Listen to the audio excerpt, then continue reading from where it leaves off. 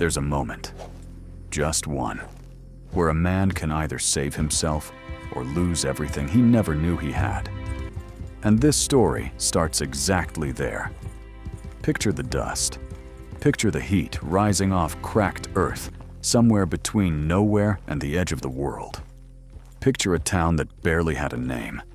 Ridgefall, population 211 souls, most of them stubborn enough to stay and too broke to leave. Picture a woman standing in the doorway of a general store with flour on her hands and fire in her eyes.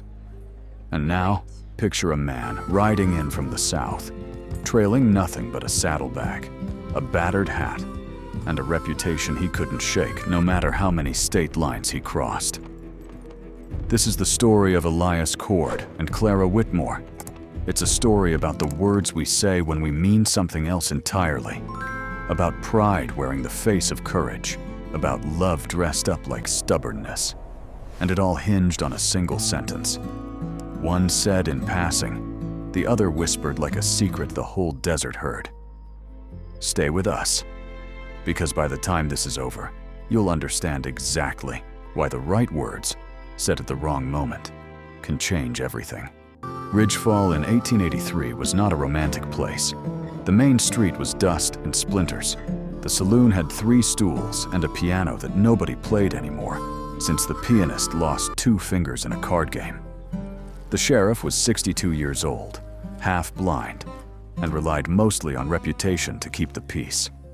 There was a church with a cracked bell, a schoolhouse that doubled as a courtroom, and a telegraph office that only received bad news. But there was Clara Whitmore.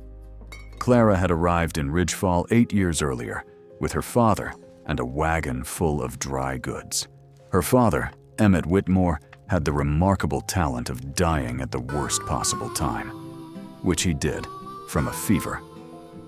14 months after they arrived, leaving Clara with a half-built store, $260 in a tin box under the floorboards, and a town full of people who weren't sure a woman could run a business alone. She proved them wrong on all counts. By 1883, Whitmore General Goods was the only store within 37 miles that carried coffee, medicine, rope, and a copy of the Farmer's Almanac. Clara knew every customer by name, every debt by memory, and every man who had ever tried to offer her a business arrangement that was really just marriage wearing a hat. She had said no to all of them, not because she didn't want a partner, but because she had never once met a man who looked at her and saw a person first. Until the day Elias Cord rode into Ridgefall with dust on his coat and something careful in his eyes. Now Elias Cord had a story too, but his was the kind men don't tell until they have to. He was 34 years old, broad shoulders, sun-darkened skin, hands that had done both good and hard things in equal measure. He'd spent the better part of a decade working cattle drives from Texas up into Kansas, which meant he was skilled, reliable, quiet, and deeply unaccustomed to staying anywhere long enough to unpack. But the cattle work had dried up. The big ranches were consolidating. The open range was getting fenced in, mile by mile, and men like Elias, the kind who lived by movement, were running out of places to move. He came to Ridgefall because a man named Holt, an old trail partner, had written him a letter. Holt had a small ranch outside of town, needed a foreman, offered fair wages and a bunkhouse. It wasn't glory, but it was something solid, and Elias was, at this particular moment in his life, desperate for something solid. He arrived on a Tuesday in late October, when the sky was the color of a bruised peach and the wind was carrying the first hint of winter. He tied his horse outside the general store because he needed flour, salt, and matches. He pushed open the door. A bell above it chimed.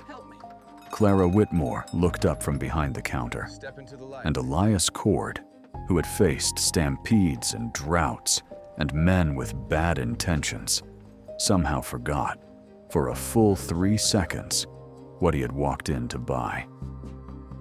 She didn't smile at him the way most people smiled at strangers. She assessed him, quick, practiced, completely unsentimental. The kind of look that a woman develops when she runs a business alone for 8 years and needs to decide in under 10 seconds whether someone is trouble or not. "Help you with something?" she said. Elias collected himself. "Flour, salt, box of matches. How much flour?" £5. "You staying or passing through?" He blinked. Most storekeepers didn't ask that. "Staying, for now." She nodded once, as if that answer met some threshold she'd set, and turned to pull the flour from the shelf. She moved efficiently, without wasted motion. She wrapped the items, quoted him a price, and took his money without making it awkward. It was the most unremarkable transaction he had ever had, and he thought about it the whole ride out to Holt's Ranch. He came back 3 days later, needed lamp oil, then a week after that for coffee, then for a length of rope that he did not strictly need, but had convinced himself he might. Clara noticed. Of course she noticed. She noticed everything. But she didn't make it easy, because Clara Whitmore did not make anything easy for men who hadn't earned the right to her ease. She was polite, she was efficient. She answered questions but did not volunteer conversation. She did not flirt. She did not simper. She did not dress her words up in softness just to make a man feel welcome. Elias respected this enormously, which told him something about himself that he hadn't expected to learn in a general store in a town of 211 people. The other men in Ridgefall, the ones who had tried and been declined, had a word for Clara. They called her proud. They meant it as a complaint. Elias heard it and thought, well, yes, what else should she be? Now here's where the story shifts, and I want you to pay attention, because this is the part that actually matters. It was a Friday in November, cold enough that people were wearing coats again, warm enough inside the store that Clara had the small stove going. Elias came in. There was one other person in the store, Doc Reeves, the town physician, who was 60 years old and had been a widower for 22 of them. Doc Reeves was buying liniment. He was also, as was his habit, telling a long, side-winding story about nothing in particular. Today's story was about a woman in Colorado he'd known in his younger years, who had turned down 3 marriage proposals and gone on to run a hotel by herself. "Remarkable woman," Doc Reeves said. "Just remarkable. Any man would have been lucky to have her."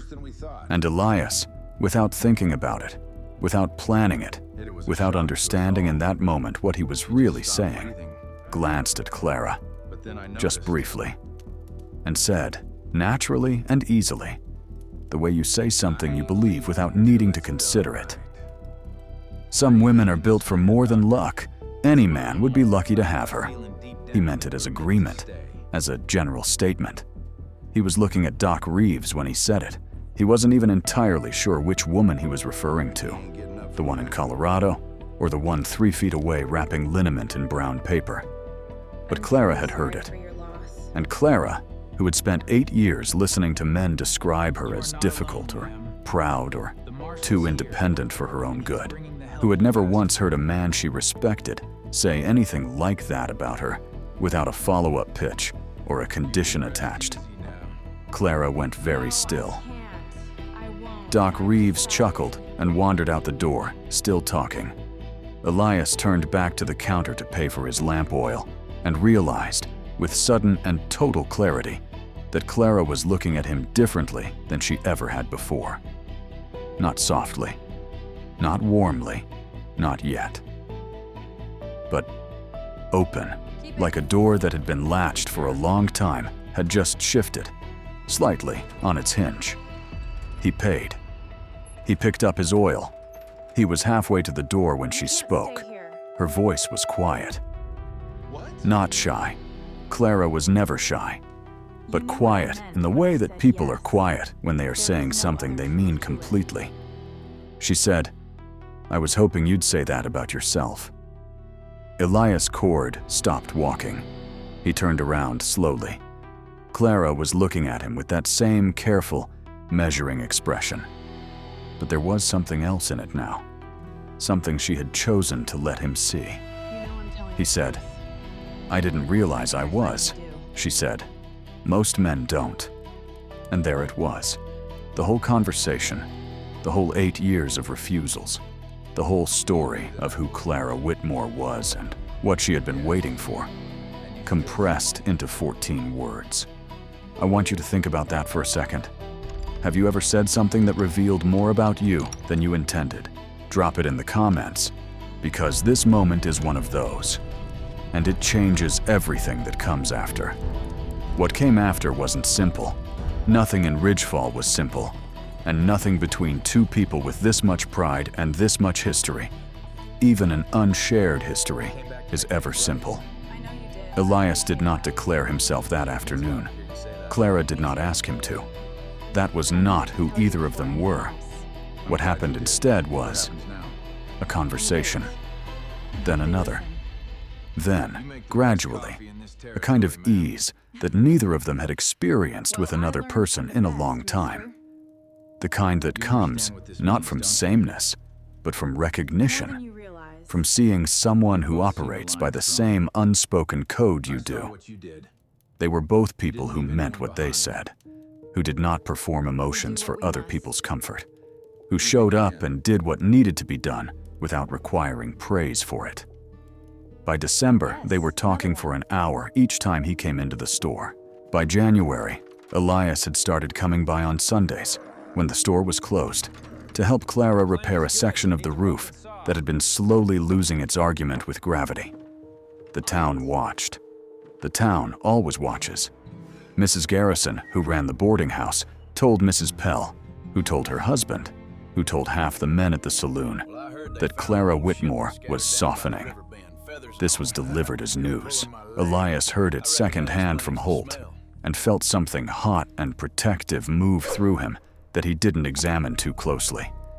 Clara heard the same rumor and laughed once, sharp and short, and said nothing further about it. But here is where the story tests them, because every story worth telling has a test. And this one arrives on a cold Thursday in February. A man came to Ridgefall. His name was Denton Cross, and he was, on the surface, exactly the kind of man a town like Ridgefall was impressed by. He arrived in a good coat. He had money, or the convincing appearance of it. He was traveling through on what he described as a land investment venture, looking to purchase properties along the route. He came into the general store on his second day in town. He bought expensive things, canned goods, quality tobacco, the best coffee Clara stocked. He was charming in a way that required effort and showed it, which Clara found more exhausting than silence. And then he said, on his way out the door, "Miss Whitmore, I have to say, a woman running an operation like this alone, that is something, truly something.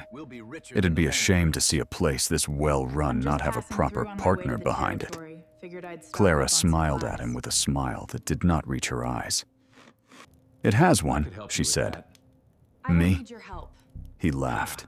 He thought she was being modest. He came back the next day, and the day after that.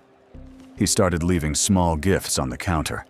Wrapped candy, a folded letter, a Spanish fan he'd picked up somewhere south. He was, by Ridgefall's standards, courting her with notable commitment.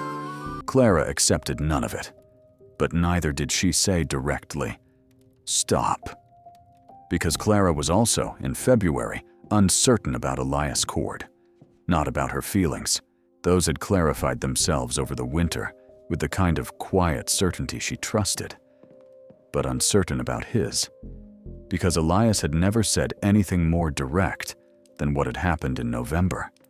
And Clara was not, in her life, a woman who declared herself into a silence. So she waited. And Cross kept coming. And the town kept watching. Thank you. Elias heard about Cross the way he heard everything in Ridgefall, through Holt, who was an excellent rancher and a terrible keeper of information. The sheriff is asking questions. Fella's been spending a lot of time at the general store, Holt said one evening over supper, not looking at Elias. One of those smooth-talking types. Elias said nothing. He ate his beans. Clara's a smart woman, Holt added, still not looking up. Probably sees right through it. She does, Elias said, then stopped. Then said, "Doesn't mean he'll stop trying." Holt looked up then. "No," he agreed. "It doesn't." Elias put his fork down. He sat with something uncomfortable for a long moment. The thing had a name, but he wasn't ready to say the name out loud. Instead, he said, "Is the roof on that east section still holding?" "Don't change the subject," Holt said. "Is it holding?" "It's holding fine." Good. He didn't sleep well that night, or the night after. Now, and I want you to subscribe to this channel right now if you haven't, because we are exactly at the part of this story where every choice matters, and you don't want to miss a second of it. This is where Elias Cord had to decide something. And here's what makes it hard. The decision wasn't about Denton Cross. It was never about Denton Cross. The decision was about whether Elias, a man who had spent 15 years keeping himself unattached, unrooted, and therefore safe from loss, was willing to say out loud what he had already admitted to himself quietly over the course of one winter. He was not good at this. He had not been raised in a way that made this easy. His father had been a man of very few words, most of them practical. Feelings in that household were something you worked through, not something you articulated. And Clara was. Clara. She was not a woman you approached carelessly.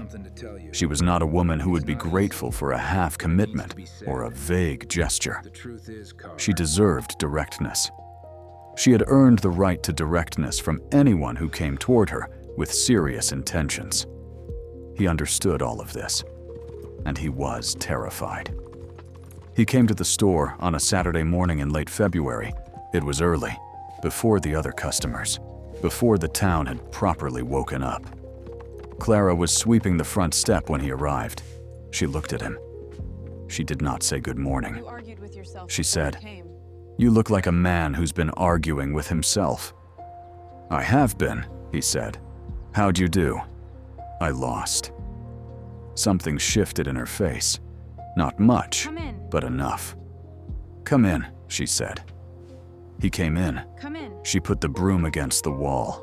She stood behind the counter because that was where she stood, because this was her store and her ground, and she did not abandon her ground for anyone. He stood on the other side of it. He said, "That man, Cross." She said, "What about him?" "He's been coming here. He's a paying customer." "Clara." She looked at him directly. "Elias," he said, "I am not a man who makes speeches. I am not going to do this beautifully, but I have been coming into this store for 4 months for reasons that stopped being about flour and lamp oil after the first 3 weeks. And if I have been unclear about that, I am being clear about it now." Clara was quiet for a moment. The kind of quiet that is not absence, but accumulation. Then she said, I remember. "You said something in November." That day. "I remember." You didn't know "You didn't even know you were saying it." Something to me. "I know." "That," I listened she said, because you didn't "is know you were why saying I listened." Elias Cord looked at Clara Whitmore across a wooden counter in a small store in a town that barely had a name, and understood something he should have known 34 years earlier. That honesty, spoken without performance, is the only thing that actually reaches a person. He had not said anything brilliant in November. He had not planned it or rehearsed it. He had simply said what he believed, without needing it to be useful to himself. And she had heard it, completely, in a way she had never heard anything before. He said, "What I want is to stay. I want to stop moving. I want to know what it's like to be somewhere long enough that it becomes mine. And I would like for some of that to include you." if that's something you'd want. Clara held his gaze for a long moment. That's not what Then I she asked said, for, John. Denton Cross left this morning, early stage east. Left on the early Elias stage blinked. He left. Yes. He made me an offer yesterday, The a store proper isn't for one, sale. a beat. Neither is anything I told else. him the store wasn't for sale, That's all there is. and neither was anything else. Elias stood with that for a moment. Then, you already knew. I knew what I wanted. I knew what I wanted, she said. All along, didn't I was waiting to see if you did. But I They did still not have a wanted to perfect be story after that. That is not how these things work. Clara was still Clara, demanding of honesty, impatient with pretense, slow to give ground on anything she'd decided. Elias was still Elias, quiet in ways that sometimes read as distant, prone to working through problems in his own head before speaking them We aloud. need to find a way to make They this work. argued. They misunderstood each other. There were weeks in spring where the ease of winter seemed very far away. But here is what they had. where it goes. They had started honestly. You make a good They had life said the here. true things before, the comfortable things. We'll build They had on chosen each other from a place of clarity rather than convenience. By the following autumn, Elias Cord was not just Holt's foreman. He was a part of Ridgefall in the way that a person becomes part of a place, gradually, without announcement, through accumulated presence. And Whitmore General Goods had, for the first time, a sign above the door that said what it had always been.